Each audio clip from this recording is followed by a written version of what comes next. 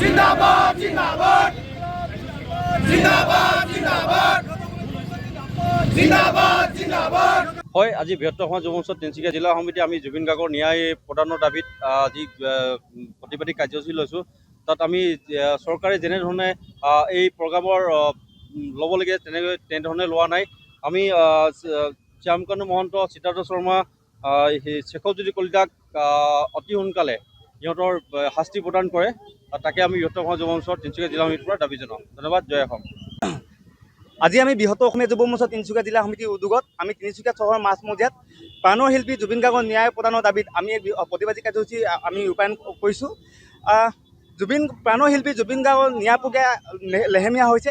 এইখন চৰকাৰে যেনেধৰণে প্ৰাণৰ শিল্পী জুবিন গাৰ্গৰ ন্যায় প্ৰদানৰ ক্ষেত্ৰত যি ভূমিকা গ্ৰহণ কৰিব বুলি ভাবিছিলোঁ আমি তেনেধৰণে ভূমিকা গ্ৰহণ কৰা নাই যেন আমাৰ অনুভৱ হৈছে। জুবিন গাৰ্গৰ ন্যায় প্ৰক্ৰিয়াটো অধিক ক্ষিপ্ৰ কৰি তুলিবলৈ আমি বৃহত্তৰ অসমীয়া যুৱ মঞ্চ তিনিচুকীয়া জিলা সমিতিয়ে আমি দাবীও জনাইছোঁ। জুবিন গাৰ্গৰ ন্যায় নোপোৱা পৰ্যন্ত আমি বৃহত্তৰ অসমীয়া যুৱ মঞ্চ ক্ষান্ত নহওঁ। আগন্তুক দিনত অতি শীঘ্ৰেই প্ৰাণৰ শিল্পী জুবিন গাৰ্গক ন্যায় প্ৰদান কৰিবলৈ আমি বৃহত্তৰ অসমীয়া যুৱ মঞ্চ তিনিচুকীয়া জিলা সমিতি আমি দাবী জনাইছোঁ। অন্যথা কিন্তু আমি বৃহত্তৰ তিনিচুকীয়া জিলাবাসীৰ ৰাইজক লগত লৈ আমি বৃহৎ গণতান্ত্ৰিক আন্দোলন কৰিবলৈ আমি বাধ্য হ'ম, সেয়া স্পষ্ট কথা। জয়তে আমি আপোনালোকৰ সংবাদ মাধ্যমৰ যোগেদি আমি জনাব বিচাৰোঁ যে বৃহত্তৰ অসমীয়া যুৱ মঞ্চ তিনিচুকীয়া জিলা সমিতিয়ে জুবিনদাৰ আজি 4 মাহে আমাৰ প্ৰাণৰ প্ৰাণ শিল্পী জুবিন গাৰ্গ আমাৰ মাজত নাই। 4 মাহে অতিবাহিত হৈছে। জুবিনদাৰ যি ন্যায় প্ৰদান যি লেহেমীয়া হৈছে তাক আমি বৃহত্তৰ অসমীয়া যুৱ মঞ্চ তিনিচুকীয়া জিলা সমিতিয়ে ধিক্কাৰ জনাইছোঁ।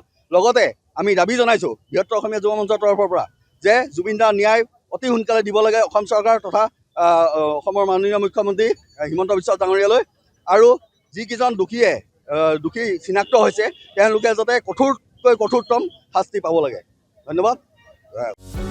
যিকোনো খবৰৰ বাবে যোগাযোগ কৰক আমাৰ এই নম্বৰত 9181 307 221।